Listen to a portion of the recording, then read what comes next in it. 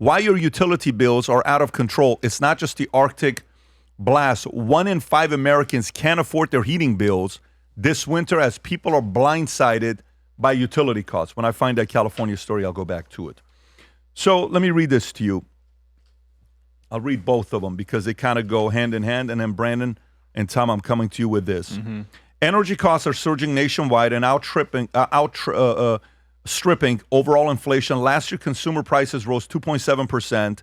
Electricity costs went 6.7%. The primary heating source in the Northeast was up 7.4%, and gas spiked 10.8%. Why?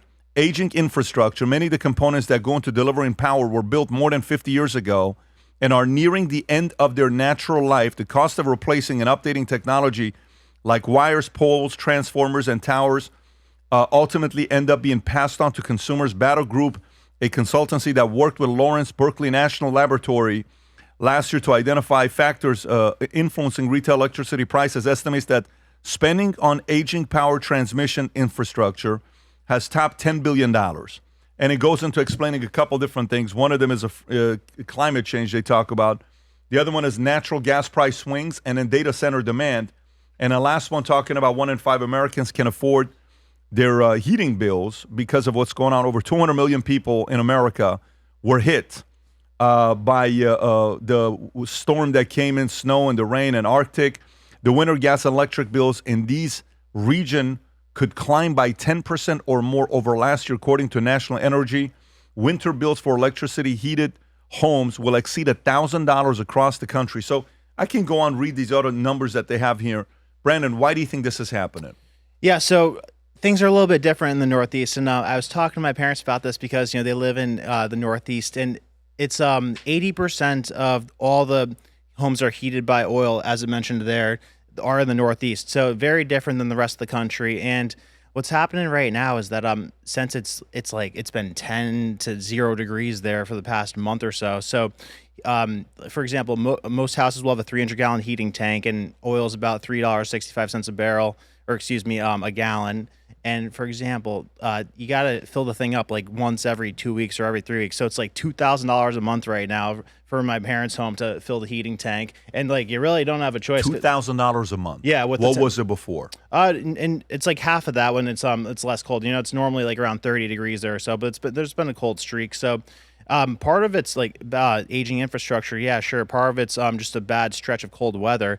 But it's fascinating to me how we spent a couple $100 billion a year over the past couple of years from this Inflation Reduction Act, where the states are cramming solar installations and wind turbines down the people's throats, giving you every incentive in the world to fortify that. But, like I said, a third of the entire region in the Northeast is their heat comes from the oil tanks. So, that all that stuff's old. So why is the government pushing these things down our throats that aren't efficient ways to generate energy? They're letting these aging tanks be the main source that people have, and a lot of people can't afford to fill their tank up twice a month. So it's funny where the priorities go. It's funny that we send all this good money after bad investments, but we're letting the vast majority of people literally can't heat their house right now. They're relying on fireplaces or wood pellet stoves. Tom. Well, I find it very interesting that how Yahoo Finance writes a story. Energy costs is something we need to talk about. Energy costs is something that needs to come down for Americans. The Yahoo Finance story was quoting 4 different places last year. So it was talking about the last Biden winter. Isn't this interesting? Mm-hmm. And they're trying to lay this at the feet of Trump and data centers. Although the article goes on to say that there are more things, there's aging infrastructure and stuff. Well, this is true. And this is why one of the first things that the president said, and we were at the inauguration, and he got huge applause. What did he say? And as for energy, drill, baby, drill. And so he's trying to, look what he's done with Venezuela. Look what he's done with permits, there we go, for additional drilling in the Gulf of America and in the Permian Basin and places everywhere except California that has been forcing oil-producing companies out of the state through regulation. This is where the president can have traction on getting heating oil costs down this winter. And then he's already said to Microsoft, and he negotiated with them and said, hey, look, if you're building a data center, you cannot dump that increase in cost onto the consumer. So he's already aware of it and already drawing a line on it. So we need help for the people that live in the Northeast. We need the power companies, and we need the supply of oil to come up and the barrel cost to come down a little bit. Those people with stock in Chevron and Exxon on the exploration side will disagree with that, but that's what we need, because that will help. But this article has a lot of stats from last year, and there is a reduction in heating oil cost this year. Is it huge? I want to see a direct comparison.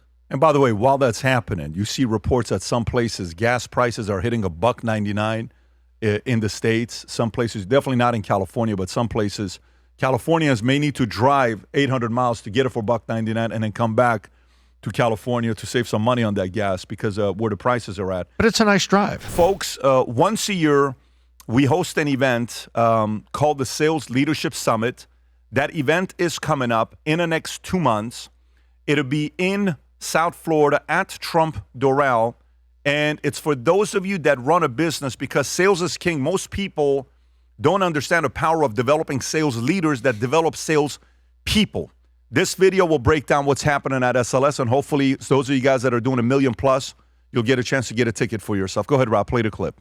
So many years ago, I realized the size of your income, your net worth, your lifestyle is a pure reflection of the size of problems you solve. So for me, going back 20-some years ago, I was a good salesperson. I learned how to sell. I knew if I ran 3-4 appointments a day, I could sell 2, 4, 6, maybe 8 insurance policies on a given day. Then I asked myself, how do I sell 50 in a day? How do I sell 100 in a day? There's no way I can do it by myself. I had to solve a big problem and go from being a salesperson to being a sales leader. By the way, it is very different being a salesperson than being a sales leader. That's a massive problem to try to solve. What happened later on? I went from selling 2 to 3 policies a day personally to eventually we sold 1 million insurance policies with our company, and we sold that company for $250 million. 3 years ago, licensing 60,000 insurance agents. We solved a massive problem, got paid massively. Let me bring it back to you.